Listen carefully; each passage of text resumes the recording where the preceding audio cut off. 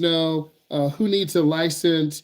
If you are a resident and you want to drive a motor vehicle on public roads, you need a license, whatever state you're in, Michigan, Texas, Nebraska, um, Windsor. If you plan to be in a location, a state, a province, more than 100, more than, I would say, 6 months to a year, and you want to consider living there and you want to drive, you're going to have to take that country's or that state's driving test.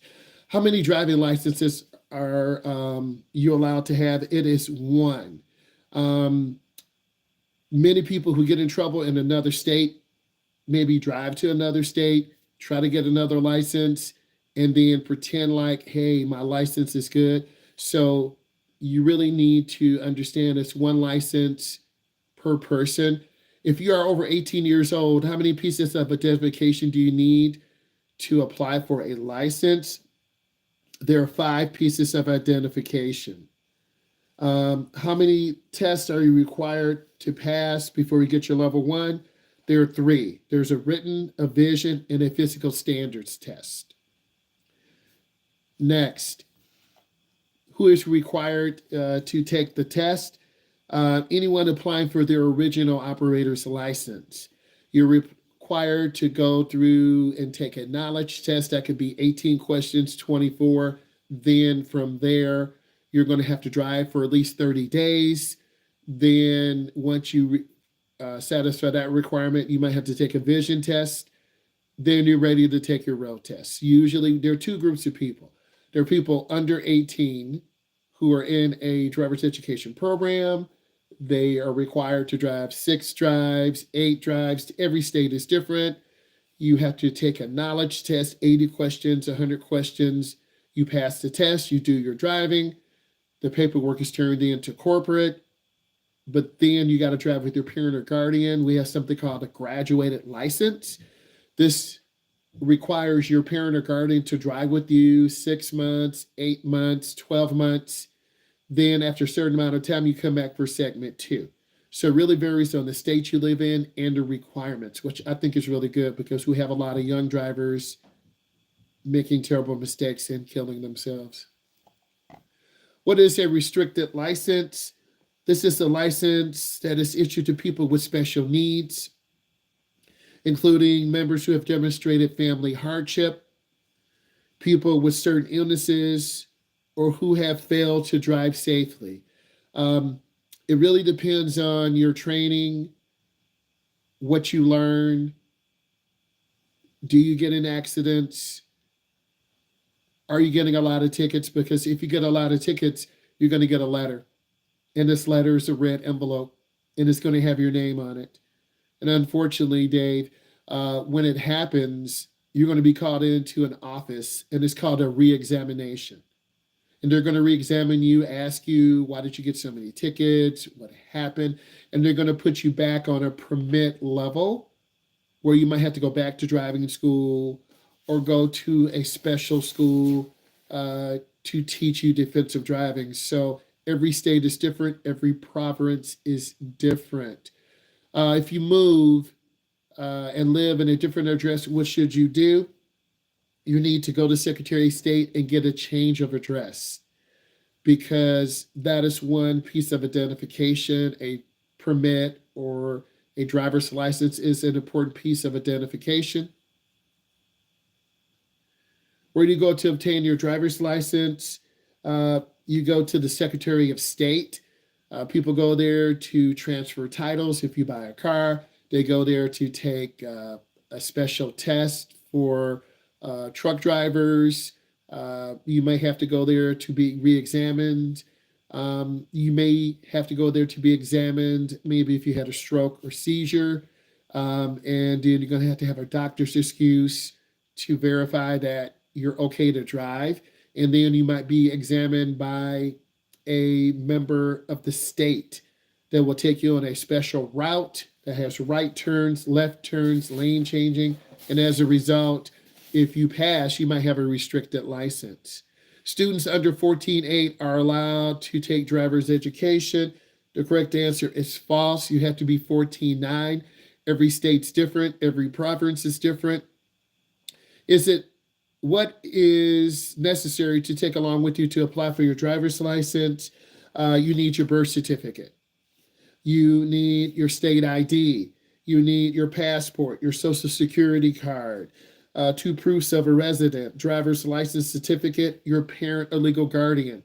So most people have one or two things, but they might require three things.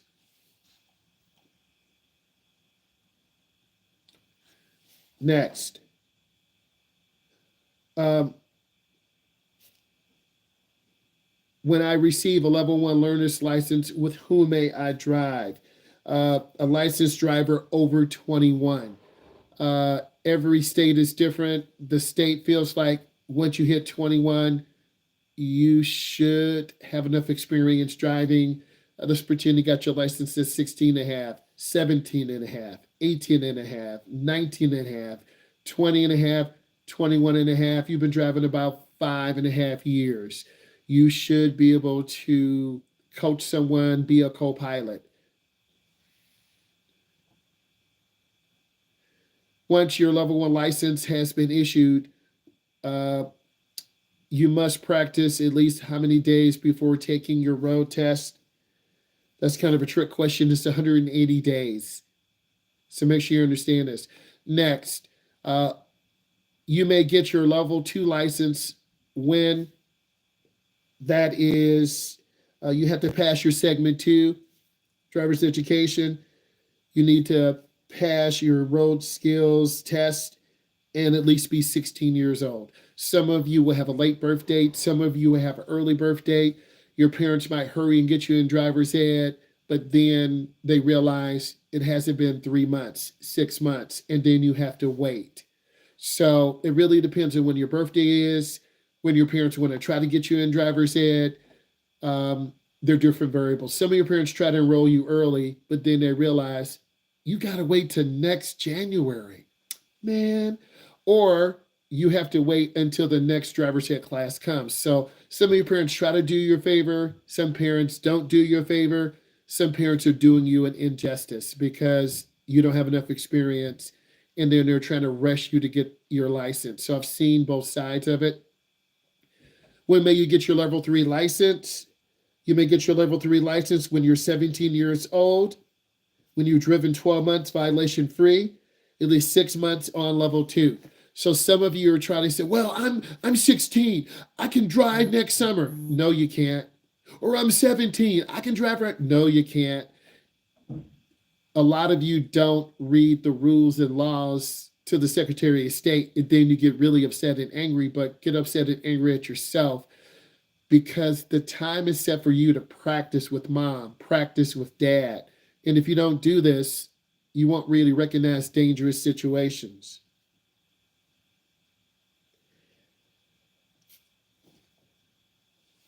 Original license applicants are placed on probation for how long? You're placed on probation for 3 years. So, Bryce, if you have an accident within 3 years, they could increase your probation. Gavin, if you get a speeding ticket just before your 3 years is up, they can increase that for another 6 months. That period is your probationary period to allow you to grow, learn, deep downtown driving, driving in the snow, driving in the rain, driving in the fog, driving in heavy traffic, driving in light traffic. But if you get a ticket within 3 years, you violated your probation and you're going to be driving longer on during your probationary period. So I think that's really fair. A lot of you will say, no, that's not fair, but it's not for you. The state has already set that law. And sometimes we break laws, but that's the price you have to pay. Um, there are two types of licenses. We're going to name two of them. There's a commercial driver's license, school bus, semi, and then there is your a chauffeur's license. I have a chauffeur's license. I can drive a vehicle up to, I want to say, 12,000 pounds. And then, of course, there's a moped license. So you guys will have an original operator's license, and there's certain requirements to that. Can you legally drive a motorcycle with a regular driver's license? The answer is no. You need a motorcycle endorsement and a valid driver's license. So there's a special class you'll take. They usually have these classes on Saturday at community schools, shopping centers, in the parking lot. The DMV will get a semi truck, and in the back of that semi truck with the trailer, you're going to have motorcycles. You're going to be driving, learning how to navigate that.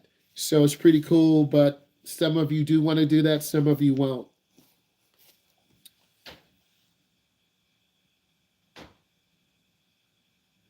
You always have to have documents. No matter what state you're in, you have to have documents to prove who you are, your citizenship, and how old you are. All states have legal documents. A legal document is your birth certificate.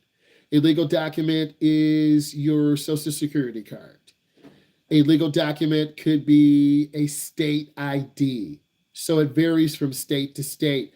No hate, we do have a problem of people coming into our country from other countries without proper documentation. But that's another story for another time. So these documents prove who you are and where you live. So I'm all for legal documents. What do you do if your license is lost? You go to the Secretary of State and immediately apply for a new one. They'll take your picture. You'll get a paper license, because if you're driving and you don't have a license, you can get pulled over.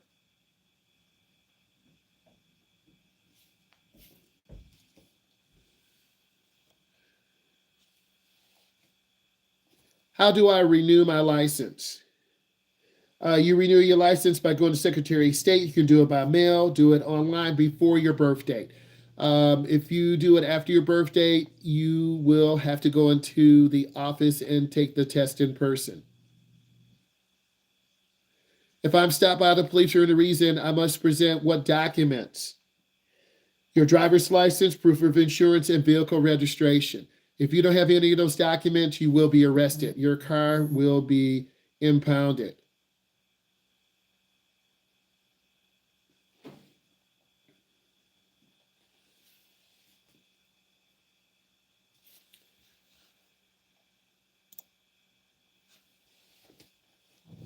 Hi, Emily. It's good. Okay, let's keep going. And we're going to keep grinding through this because if I'm taking the time to go through this, it's really going to benefit all of you in the long run. And that's perfect. Okay, so in our state, we have something called a point system. Like if I'm playing basketball and I cross over Emily, she falls on the ground. I cross over Alex, he falls on the ground, and I shoot a 3-pointer. So our state has a point system. Yes, I still can shoot basketball and I still can dunk. I think I can still touch the rim. Anyway, so we have something called a point system. And some of these things are reckless driving. You will get points for that. Fleeing, eluding the police. You will get points for that. And the more points you have, they stay on your driving record, the higher your insurance will be. Some states, you just pay the fine, and they just want your money. Our state, they want your money, and they're going to take your license away. Joy. Unlawful blood alcohol level. Operating under the influence of alcohol. Giving false identification. Leaving the scene of an accident. Refusing to take the chemical test. Failing to yield. Causing death or injury. Failing to yield, causing death or injury to a construction worker, 7 years, $7,500. A moving violation, causing death or injury. So every state's a little bit different. Next, 4-point violations, 25. Drag racing, you think your car's quick, it's not, you get caught. Impaired driving. Driving under the age of 21 with the blood alcohol content that is above the legal limit. 16 or more over the limit. Failure to yield. Showing due caution of an emergency vehicle. When the emergency vehicle comes, you got to pull over to the right. Moving violations, assuming an at-fault accident. So again, our state is set up. If you start getting tickets, your insurance will go up. You will get your license or permit taken away. You will increase your probationary period, and your family members won't be really happy with you.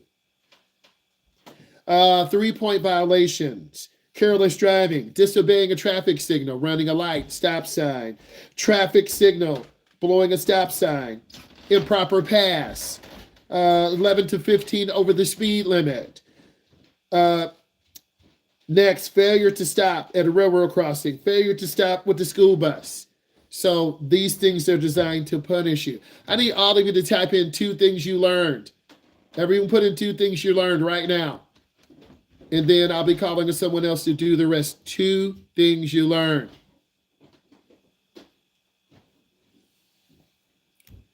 All of you need to put in 2 things you learned.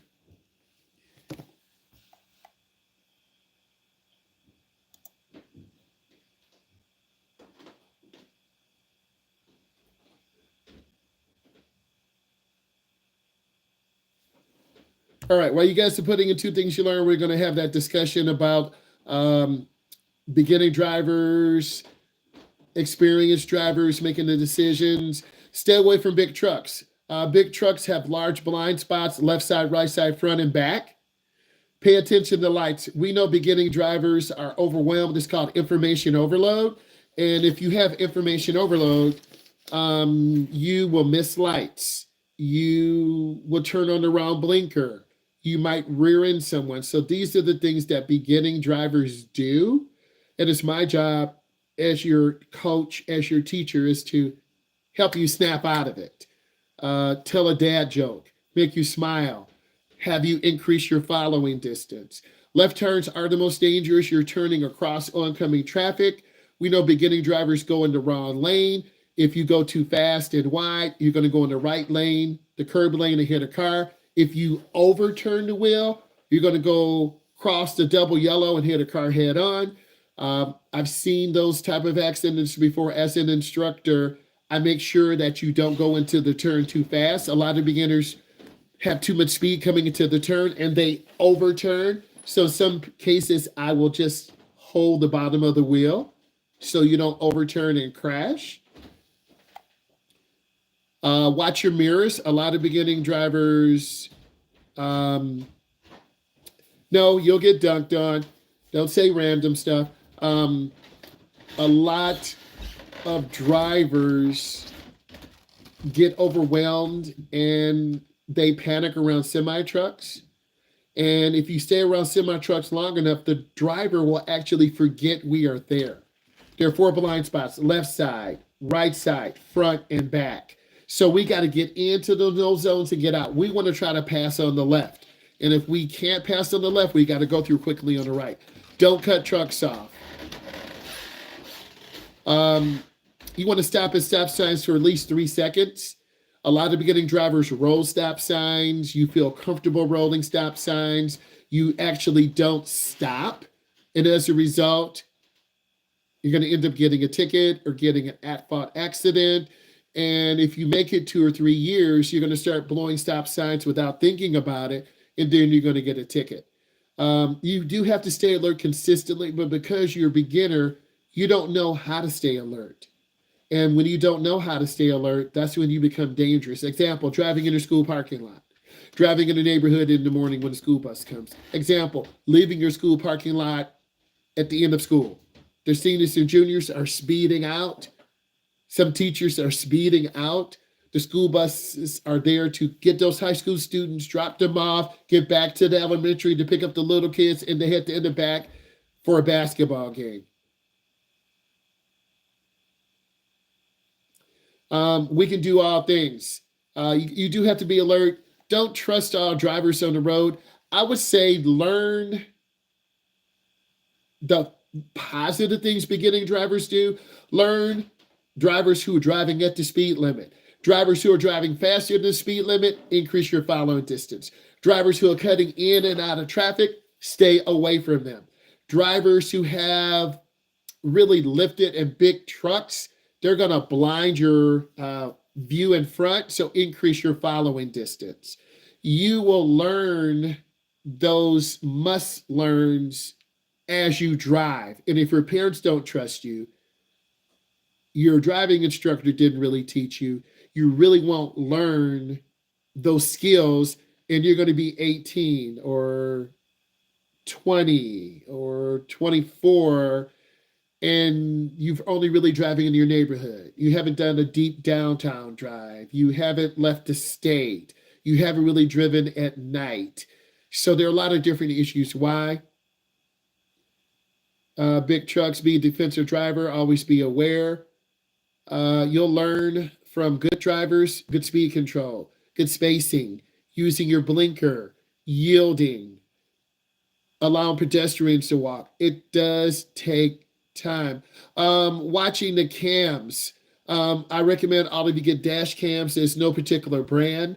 I think for 2025, a dash cam rear and front facing will offer peace of mind.